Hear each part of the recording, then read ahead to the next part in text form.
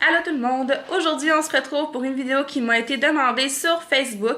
J'en profite pour vous dire que vous pouvez me suivre sur Facebook ainsi que sur Instagram avec le même nom que sur YouTube. Donc, Stéphanie Collard. C'est super facile à trouver. Vous tapez mon nom puis je vais être là. Sur Facebook et Instagram, je poste toutes les photos des dessins que je fais, des dessins en cours que je suis en train de faire, des palettes de couleurs. J'annonce mes nouveaux vidéos. Je vous pose des questions aussi.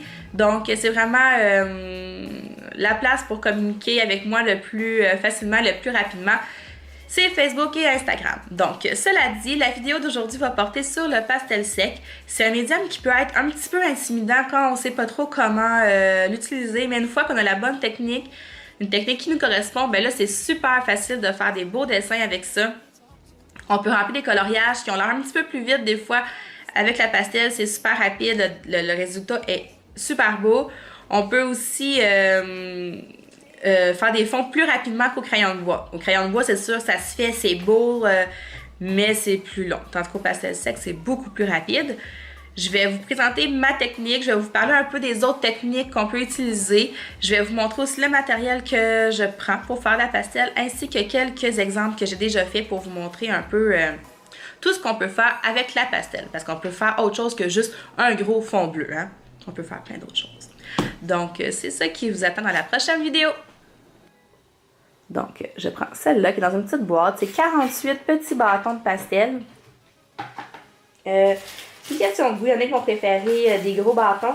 C'est sûr que dans les gros bâtons de pastel, si on veut avoir autant de couleurs que dans cette boîte-là, ben, il va falloir débourser un petit peu plus parce que, ben, c'est la logique. Hein? il y a plus de matériel, donc c'est un peu plus dispendieux. Mais des petits bâtons comme ça fait vraiment, vraiment le travail. On peut faire plein de beaux dégradés avec ça. Toutes les couleurs sont là, toutes les teintes sont là. Donc, on peut faire des très, très, très belles choses. Moi, pour appliquer ma pastel, j'utilise les tampons comme ça. Pour le maquillage, des tampons qu'on trouve chez Walmart, Dollarama, partout.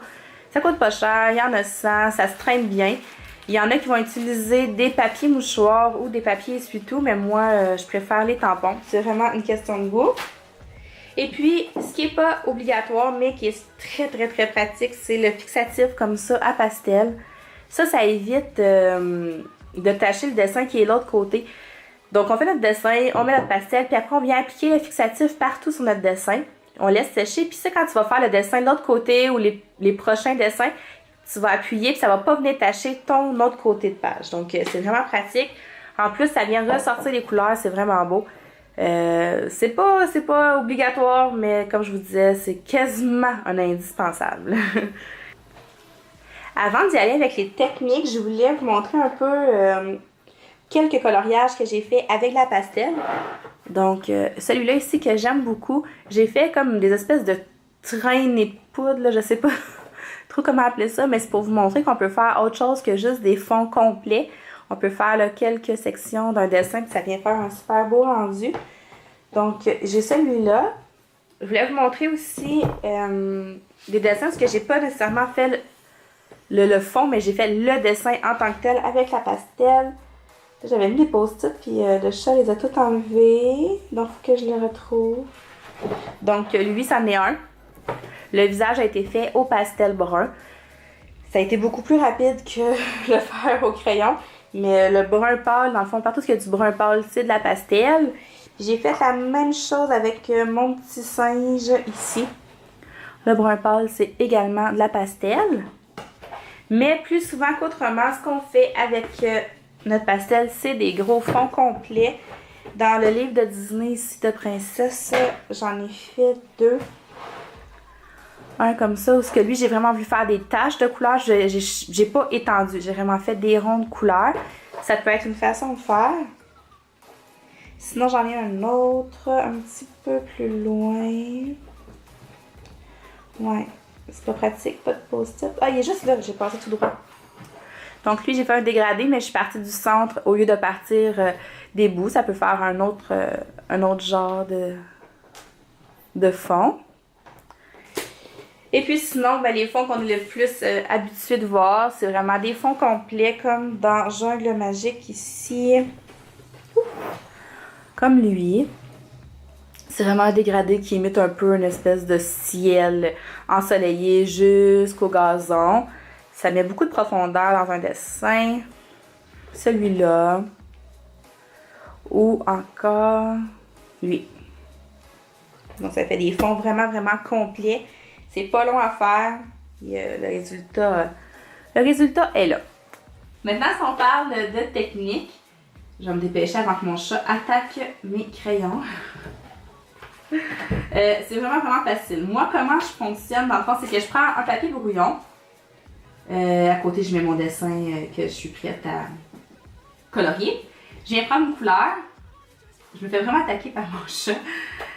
Donc là, on prend un vert foncé. On vient gratter pour faire de la poussière. Ben, de la poussière ou des petits résidus. Là, on s'assure de ne pas aller répondre au téléphone parce que ça tâche.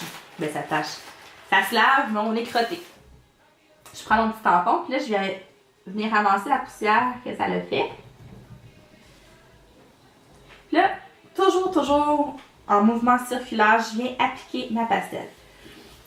On y va toujours en tournant comme ça parce que ça va éviter de faire des démarcations. Puis le résultat va être beaucoup plus joli à la fin, là.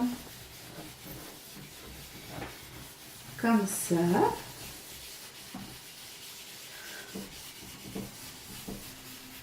Puis je pense que mon dessin va commencer ici. Mais là, on voit que le côté ici serait plus foncé. Puis là, je m'en irai de plus en plus pâle. On préfère tout le fond comme ça, en étirant notre pastel. On pourrait aussi venir faire une deuxième couleur.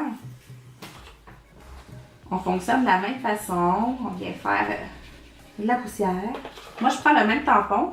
Je prends un côté blanc. C'est pas grave si ça chevauche un peu parce que le but, ça va être de faire un dégradé quand même de 2 couleurs. Donc, même si ça chevauche les couleurs sur le tampon, c'est pas très grave. Là, je viens faire la même chose, toujours en mouvement circulaire. Puis je vais l'étirer jusqu'à mon autre couleur. Abby, va-t'en! Ça te calme? Comme ça. Là, si on se sent vraiment folle, on peut venir ajouter une troisième couleur. Les possibilités sont vraiment à l'infini. On peut faire ce qu'on veut. Là, on ajoute une autre couleur, toujours de façon circulaire. Puis on vient les faire s'écraser comme ça. Là, on prend tout le tampon avec toutes les couleurs. Mais là, ça vient vraiment tout mélanger.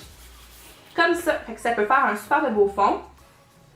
Là, je suis restée ton sur ton, là, mais on pourrait faire du rose au bleu. Il n'y a pas de limite à ce qu'on peut faire. Une autre technique, ça serait de venir prendre notre crayon directement sur notre dessin. Puis on viendrait faire des lignes comme ça sur notre dessin. C'est autour de notre image. Puis là, ce qui arrive quand on prend cette technique-là, c'est que il va toujours rester des bouts foncés. C'est pour ça que moi, j'utilise jamais cette technique-là. C'est vraiment pas ma préférée. Là, je pourrais l'étirer, mais même si je passerais une demi-heure à étirer ma pastel, il y aurait toujours des bouts foncés comme ça. Puis moi, c'est pas ce que je recherche sur un dessin. Il y en a aussi qui vont venir l'appliquer avec les doigts. Encore là, moi, j'aime pas... C'est pas la technique que j'aime le plus au monde. Mais bon, vous pouvez toujours les essayer. C'est ça le but, c'est de vraiment essayer toutes les techniques pour voir qu'est-ce qui vous correspond le mieux à vous. Il y en a aussi qui vont prendre leur crayon. Bon, on peut voir aussi, c'est ça que j'avais essayé de faire. Mon crayon, il est comme gratté. C'est que j'ai pris mon crayon, ma pastel, avec un petit couteau, puis j'ai gratté directement sur mon dessin. Fait que là, j'ai gratté mon crayon. Ça a fait la même chose. Ça a fait de la petite poussière, puis je suis venue l'étendre comme ça. Encore là, c'est une technique qui fonctionne super bien. Mais moi, je préfère la technique comme ça avec la feuille brouillon à côté. Puis les petites poussières. Dans le fond, normalement, on n'aurait pas à faire notre coloriage après avoir fait le fond. Ce que je veux dire, c'est qu'il y en a qui vont avoir peur de venir mettre de la pastel par-dessus leur dessin pour pas gâcher leur couleur. Mais ce qui est le fun avec la pastel, c'est que normalement, votre dessin ne devrait pas être gâché, même si vous appliquez votre pastel par-dessus vos crayons. Je vais vous montrer.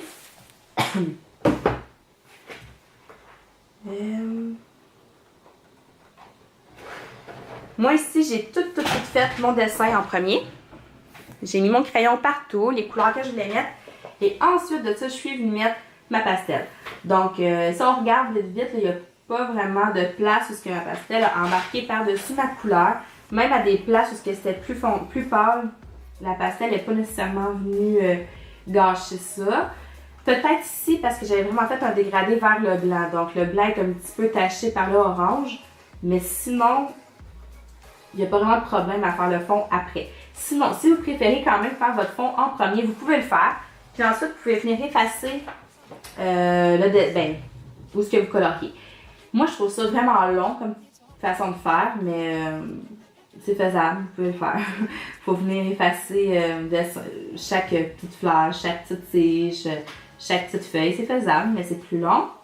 La seule chose qu'on peut faire, par exemple, pour pas venir gâcher, c'est que si vous mettez du Sharpie ou du Posca, des crayons pour venir faire des petits détails, faites-le après la pastel parce que sinon, ce qui va arriver, c'est que votre blanc va vraiment être la couleur de la pastel que vous allez appliquer sur votre fond. Sinon, là, vous pouvez vraiment faire votre pastel à la fin et puis il n'y aura aucun problème. Toujours venir mettre le fixatif, il ne faut pas oublier le fixatif parce que c'est ça, sinon vous allez venir gâcher le dessin de l'autre côté. Je cherchais peut-être que j'avais eu un exemple à vous montrer là, parce que c'est arrivé au début que j'ai taché un dessin. Je voulais aussi vous montrer celui-là parce que ça aussi c'est un fond fait à la pastel, sauf qu'ici j'ai fait des picots blancs. Les picots blancs pour les faire, j'ai juste pris une efface puis je suis venue faire des ronds. Ce que ça donne, c'est que ça vient faire des espèces de petits picots qui viennent éclaircir le dessin. Moi j'aime beaucoup ça. Ça prend 30 secondes à faire, puis ça fait une autre sorte de fond à faire avec la pastel sec. C'est tout pour aujourd'hui. J'espère que la vidéo vous a plu. J'espère que vous allez utiliser les techniques pour vous lancer pour de bon dans la pastel. J'espère que la personne qui m'a demandé la vidéo est satisfaite. Sinon, ben, tu sais quoi faire. Écris-moi, puis je vais essayer de répondre à tes questions du mieux que je peux. Sinon, ben, on se voit dans une prochaine vidéo. Ah, puis je voulais vous dire, on approche du 20 abonnés. Ouais, je sais que pour plusieurs c'est peu, mais pour moi c'est beaucoup.